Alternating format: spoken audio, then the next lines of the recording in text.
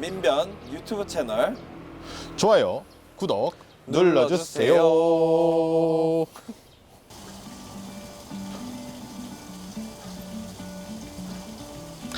전국에 계신 시청자 여러분, 안녕하세요. 민변 변론센터 5주년에 맞춰 기획된 뉴민변 곰 더 블럭, 큰 곰 조영관입니다. 작은 곰 서채환입니다. 5살이 된 민변입니다.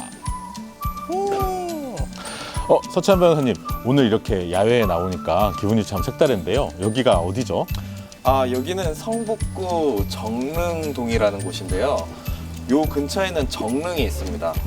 여기 서울 아닌 느낌이죠? 네, 올라오면서 보니까 마을 주민분들이 동네에 꽃도 심으시고 봄 기운이 물씬 나더라고요. 네, 얼마 전까지만 하더라도 이 마을에는 큰 고민거리가 있었는데요. 네. 일부 마을 주민들이 아파트 재건축을 추진하면서 갈등이 발생했었습니다. 이런 아름다운 단독주택 단지를 아파트로 만들고 싶어 했군요. 예, 그래서 아파트 재건축에 반대하는 주민들이 여기에 꽃을 심고 또 예쁜 문패를 달고 그런 형태로 마을을 지키기 위한 활동들을 해왔어요. 그렇군요. 너무 멋진데요. 올해 초 결국 정비 구역이 해제되면서 이 예쁜 마을이 보존될 수 있다고 들었는데요. 그 과정에서 저희 민변 변호사들이 또 결합을 했다고 하더라고요. 그렇군요. 저희 민변 변호사님들의 공익 변론 활동이 이런 마을의 공동체를 지키는 활동까지 확장되어 가고 있군요. 네, 작은 곰님, 오늘 우리가 이야기 나눌 주제 무엇일까요? 변론센터가 5주년을 맞이하지 않습니까? 그래서 민변이 지금까지 해온 과거의 변론, 그리고 현재 하고 있는 변론, 그리고 미래를 대비한 변론들을 좀 함께 이야기를 나누면서 저희 변론센터의 향후 5년 과제를 좀 모색해보고자 합니다. 30년이 되는 민변 역사, 그리고 5년의 공익인권 변론의 과거, 현재, 미래를 살펴보는 시간. 자, 그럼 시작해 보시죠. 큐! 큰곰님, 민변은 언제부터 공익 변론을 시작했죠? 제가 직접 들은 것은 아니지만 민변이라는 모임이 시작되게 된 계기가 당시 시국 사건이라든가 국가보안법 사건들을 공동으로 같이 변론을 해보자 하는 것에서 출발했다라고 알고 있어요. 그러니까 민변이 만들어진 계기가 한 명 한 명 변호사가 개인적으로 하던 사건이 아니라 우리 모두가 힘을 모아서 함께 변론을 하자라는 취지로 만든 모임인 것이거든요. 네, 모임의 출발이 바로 공동 변론, 공익인권 변론을 하자라는 마음이 담겨 있었던 거죠. 국가보안법 위반자만 이전에 한 1,700명 정도 구속이 됐다니까. 그러니까 이제 그 밖에 노동관계법 위반, 집시법 위반 이런 어마어마하게 자관 구속이 되는 때입니다. 영원한 것도 아니야. 이런 세상을 변호사로서 가만히 보고 있을 수 없지 않냐라고 해서 대규모 시국 사건이 나면서 공동으로 변호를 해야 된다 이런 필요성에서 만들어졌는데 법적 부분운동으로서의 어떤 변호사 단체를 새로 만들어보자. 사실 그 시절에는 법정에 서는 것이 굉장히 큰 용기가 필요했었던 시절이잖아요. 특히 이돈명 변호사님이나 한승환 변호사님 같은 경우는 당시 시국 변론을 하시다가 직접 구속이 되기도 하셨던 일들이 있고요. 그렇죠. 그때 당시 선배들 이야기를 들어보면은 정말 목숨을 걸고 하는 그런 변론이었다라는 이야기가 드는데요. 그 역사가 이제 오늘까지 이어져 온다라고도 생각이 드는데요. 네, 맞습니다. 특히 가장 대표적인 과거의 민변의 변론은 바로 국가보안법 사건과 긴급조치 관련한 사건이었는데요. 국가보안법 관련 사건 요즘 어떻게 진행되고 있죠? 국가보안법 같은 경우에 과거의 문제로만 국한되는 게 아니라 지금 현재까지도 많은 피해자가 계속 발생하고 있습니다. 그래서 최근에는 변론센터가 국가보안법 제7조 찬양 고무죄에 대해서 위헌 소송을 제기하기까지도 했습니다. 맞습니다. 국가보안법 사건들에 대한 변론이 꼭 과거에 머무르지 않고 지금도 형사 변론들을 같이 하고 있고, 특히 개인의 사상과 양심을 처벌하고 통일을 준비하는 시대의 악법인 국가보안법을 꼭 폐지하겠다라는 것이 민변 공익 변론의 중요한 축이기도 합니다. 그리고 국가보안법과 더불어서 무수히 많은 피해자를 발생시켰던 긴급조치의 네네. 문제도 있죠. 맞습니다. 유신헌법에 따라 기초해서 진행되었던 총 9번의 긴급조치는 수많은 피해자들을 만들어냈는데요. 저희 민변은 공익인권 변론 중에 하나로 긴급조치 변호인단을 구성하고 긴급조치 시절을 경험했던 선배 변호사들 그리고 긴급조치 이후에 태어난 후배 변호사들이 함께 긴급조치 변호인단을 구성해서 긴급조치의 위법성과 그 피해자들을 구제하는 활동들을 꾸준히 해오고 있습니다. 관련해서 활동을 하고 계시는 조영선 변호사님 만나보겠습니다. 긴급조치 변호단은 2008년도에 당시 그 긴급조치 피해자들과 함께 변호사들 한 20여 명 정도로 해서 저희가 구성을 했습니다. 왜냐하면 당시에 2006년도경에 이제 인혁당 판결, 국가배당 판결들이 등이 나왔지만 긴급조치에 대해서는 사법적 역사평가가 이루어지지 않았습니다. 그래서 그 역사적 대의의 긴급조치에 대한 사법적 평가를 받으자 한번 어떻게 넘어가 보자. 이렇게 해서 이제 우리 이숙태 변호사님을 단장으로 제가 간사를 맡아서 변호사들 한 20여 명으로 해서 구성이 됐습니다. 긴급조치 변호사에서 가장 우선적인 거는 긴급조치 1호, 그리고 2호, 그 다음에 4호, 그 다음에 9호를 이혼 결정을 받아냈죠. 저희 변호단에서.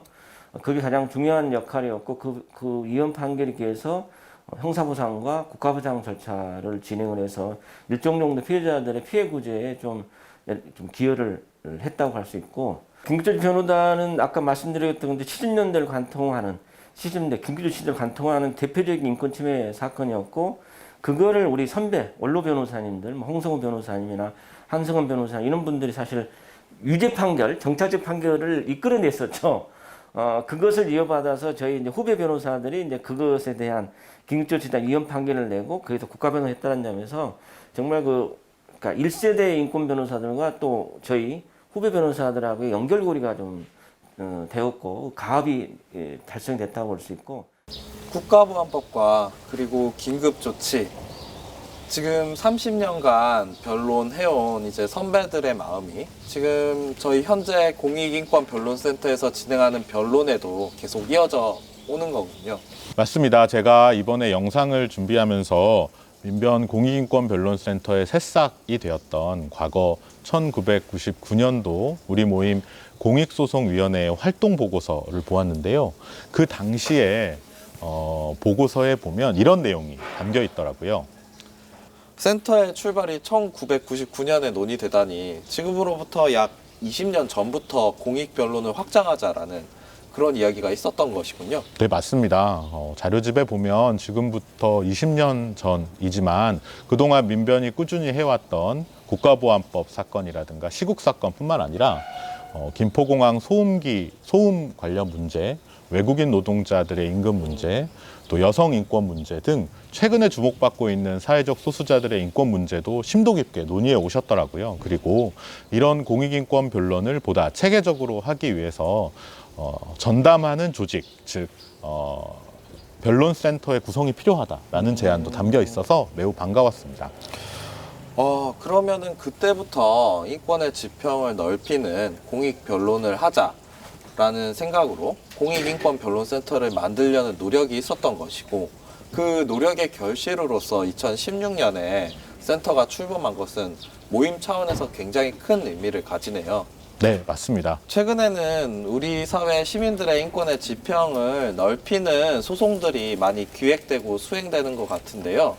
혹시 작은곰님은 민변 공익인권변론센터에서 진행했던 사건들 중에 기억에 남는 사건 있으신가요? 아무래도 저는 이제 2014년경에 기초생활 수급을 받다가 돌아가신 분의 사건이 떠오르는데요. 그 기초생활 수급자께서는 심장병을 앓고 있었는데 노동을 강요받아서 제도상 노동을 하지 않으면 수급을 받을 수 없다고 해서 결국엔 일을 하다가 심장병이 악화돼서 사망하신 사안인데요.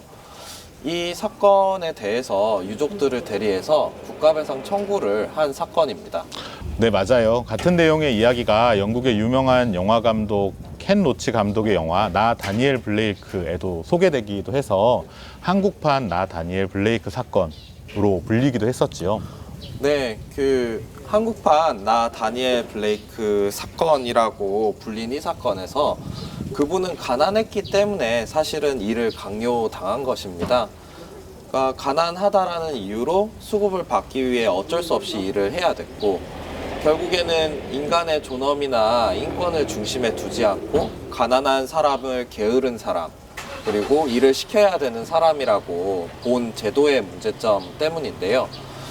조건부 수급 제도의 문제점, 그리고 그에 대한 국가배상 책임을 인정한 첫 판결이죠. 기초생활보장법은 가난이 개인의 문제가 아닌 구조적 원인에서 기인한다는 인식에 기반을 두고 있습니다. 본인의 의사, 여건, 그리고 취업할 수 있는 일자리를 고려하지 않고 근로능력 있다 없다 하는 것은 객관적 기준도 없고 무의미합니다.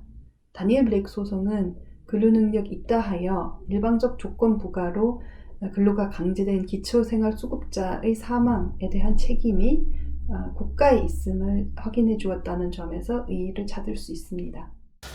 큰곰님은 어떤 사건들이 기억에 남나요? 저는 최근의 사건들을 보면서 가장 기억에 남는 것은 소수자의 인권을 확장시키는 사건들이 점점 늘어가고 있구나라는 생각을 하게 되었습니다. 성소수자, 외국인, 여성, 아동, 장애인들의 인권을 지키고 또 차별에 반대하는 소송들이 최근 공익인권 변론 사건으로 많이 진행 중인데요.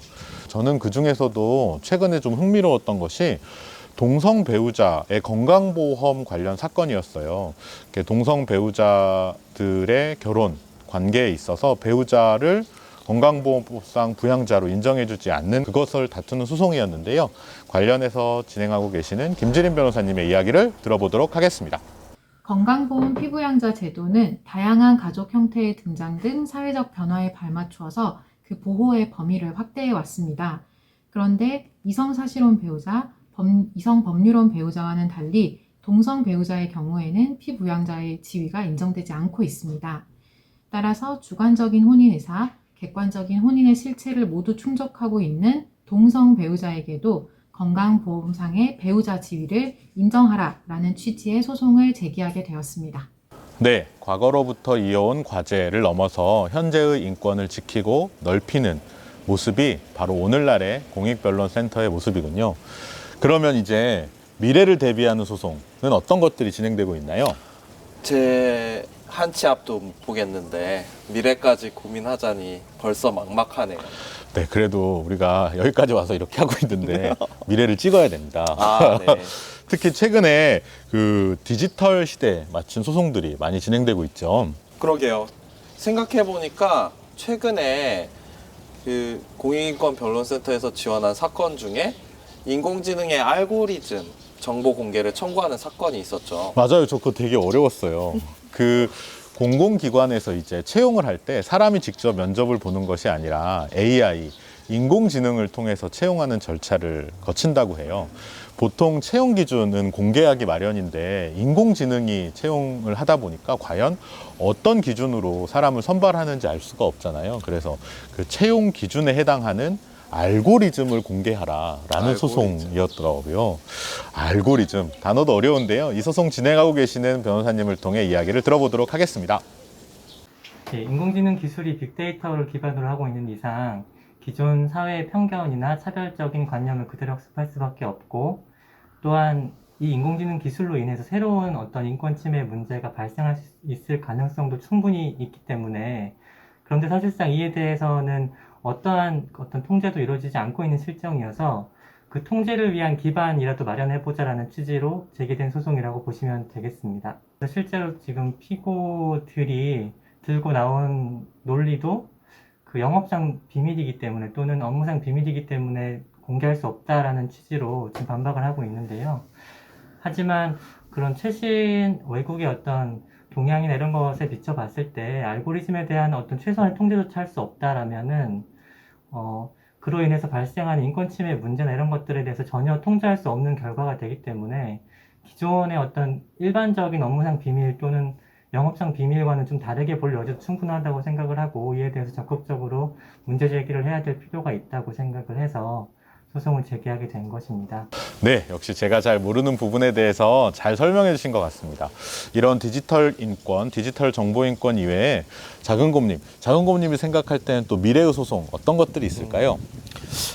그 현대 사회에 왔을 때 저는 이제 안전권을 새롭게 권리로서 확인받아야 된다라고 생각을 하는데요. 네. 과거에는 사회적 재난, 자연 재난의 피해자 분들에 대해서 국가의 의무를 시해 정도로만 생각을 해왔는데 이런 피해자들의 권리를 새롭게 확인하는 것이 오늘날 필요한 공익변론의 한 유형이라고 생각을 합니다. 네, 맞아요. 바로 지난주가 4.16 세월호 참사 7주기여서 그 문제가 더 기억에 남는데요. 세월호 참사는 우리 사회의 안전할 권리가 무엇인지에 대해 중요한 의미가 있는 사건이라고 생각합니다. 저희 모임에서도 세월호 참사 발생 직후에 대리인단을 구성하고 관련 문제를 대응하고 있는데요. 세월호 TF에서 활발하게 활동하고 계시는 오민혜 변호사님을 영상통화로 한번 만나보도록 하겠습니다. 영상통화요? 예, 저희가 그래도 미래에 대한 이야기를 나누고 있어서 가장 미래적인 방법으로 모셔볼 예정인데요. 오민혜 변호사님 나와 계신가요? 나와 계신가요? 네, 안녕하세요. 오민혜 변호사입니다. 뭐 하고 계세요, 두 분? 네, 변호사님 안녕하세요. 조영관입니다. 네, 저희는 여기 지금 정릉에 나와 있는데요. 여기서 민변 공익인권 변론의 과거, 현재 그리고 미래에 대해서 이야기 나누고 있습니다. 그 변호사님 세월호 TF에서 열심히 활동하고 계시잖아요. 우리 민변 세월호 TF에서 어떤 활동을 하고 있는지 한번 소개해 주실 수 있을까요? 네, 우선 그 세월호 참사 발생한 직후에 이제 함께 하려는 변호사님들이 모여서 TF가 꾸려졌었습니다. 이후에 이제 피해자 지원이나 진상 규명을 위한 여러 활동을 해왔는데요. 저는 이제 2019년 11월에 11월부터 이제 국민 고소고발을 쭉 진행을 했는데 그때 같이 진행을 했고 그리고 관련해서 수사 과정과 재판 모니터링을 함께 하고 있습니다. 그리고 그 밖에도 피해자 지원을 위한 활동들과 진상 규명을 위한 여러 활동들을 함께 하고 있습니다. 변호사님, 그 7주기를 마주하면서 집필 활동을 하나 하셨다고 들었는데요. 어떤 책을 집필하셨죠? 네, 저희가 세월호 참사 7주기를 맞이해서 그동안 있었던 관련 판결들 그리고 수사 과정에 대한 비평집을 발간을 했습니다. 작은 책자이긴 하지만 세월호 참사와 관련된 책임자들에 대해서 어떤 판결들이 있었는지 한 번에 보실 수 있는 책입니다. 아마 민변 사무실에 오시면 직접 받아가실 수 있고 온라인으로도 아마 배포가 될 예정입니다. 네, 변호사님 마지막으로 기습 질문입니다. 오민혜에게 세월호란 어떤 의미인가요? 너무 질문이 어려운데 저에게는 앞으로 계속 풀어가야 할 하나의 숙제라고 생각을 합니다. 앞으로 변호사 생활을 하면서 이 진상 규명이 언제 어떻게 다 될 수 있을지 모르겠지만 그 과정에 계속 함께 해 나가려고 하고 있기 때문에 앞으로 좀 계속 풀어 나가야 할 숙제이지 않을까 싶습니다. 네, 그 숙제를 푸는데 저희 민변 공익인권 변론센터도 언제나 늘 함께하겠습니다. 오늘 이렇게 연결되셔서 감사합니다. 안녕. 감사합니다. 네, 작은곰님 앞으로 미래를 준비하는 공익변론 관련해서 요즘 고민이 있으시다고 들었습니다. 네, 코로나19 상황 이후에 빈부 격차가 생기고 또 공익과 인권을 바라보는 사회적 시선들이 많이 달라지고 있는데요. 앞으로 방역과 인권 그리고 코로나19 이후에 우리의 인권은 어떻게 될 것인지에 대해서 고민을 많이 하고 있습니다. 네, 어려운 주제인 것 같지만 저희 민변 공익인권변론센터는 긴장의 끈을 놓치지 않고 열심히 노력하도록 하겠습니다. 우리 공익인권변론센터의 지나온 5년을 되짚어보고 앞으로의 5년을 계획하고 있는데 앞으로의 5년 밝은 미래가 있겠죠? 네, 밝아야 되겠죠. 네.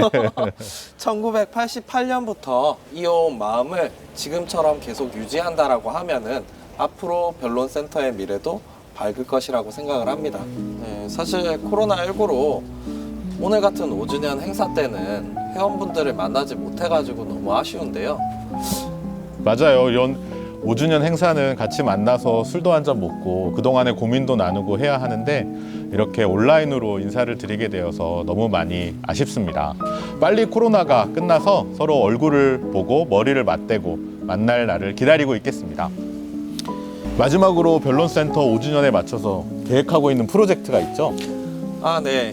변론센터가 5년간 이제 활동을 하면서 총 280여 건의 사건, 그리고 5,000명이 넘는 시민들을 변론해왔습니다. 그동안 이제 회원들이 십시일반 모아온 공익변론 기금이 있었는데 이제 거의 다 소진이 되었거든요. 앞으로 이제 시민 변론 활동을 이어나가기 위해 가지고 시민들과 회원들이 함께 마음을 모으는 프로젝트를 기획하고 있습니다. 네, 바로 시민변론기금인데요. 우리 공익인권변론센터가 앞으로 더 많은 소송을 함께하고 시민들 곁에 다가갈 수 있도록 작은 마음이라도 나누어 주셨으면 좋겠습니다. 작은 금액이라도 좋습니다. 여러분들의 마음을 모아서 더 큰 변론을 만들어 가겠습니다. 시민변론기금으로 기부해 주신 금액은 모두 민변의 공익인권변론기금으로 사용될 예정입니다. 시민변론 기금에 마음을 함께 해주실 분은 아래 홈페이지 주소를 확인해 주세요. 네, 짧은 시간이나마 민변 공익변론의 과거, 현재, 그리고 미래까지 짚어보는 시간을 가졌는데요. 오늘 이렇게 야외에서 이야기를 나누니까 저는 정말 기분이 좋습니다. 좋으셨나요? 아, 너무 좋았죠. 오랜만에 꽃도 보고 그리고 또 날씨도 너무 좋아서 오늘 너무 좋았습니다. 우리 민변이도 좋았을 것 같은데. 네. 앞으로 오프라인에서 회원들하고 더 같이 만나는 시간을 기대하도록 하겠습니다. 그럼 안녕. 더 많은 사람들에게 더 많은 민주주의를. 저희 시민변론기금에 많은 참여 부탁드립니다. 시민변론기금에 참여하시고자 하시는 분은요, 위의 계좌로 후원금을 보내주시거나 아래 스크롤을 내리셔서 약정서를 작성해 주시면 됩니다. 저희 유튜브 채널 구독, 좋아요 꼭 많이 부탁드립니다. 와, 구독, 좋아요 부탁드려요.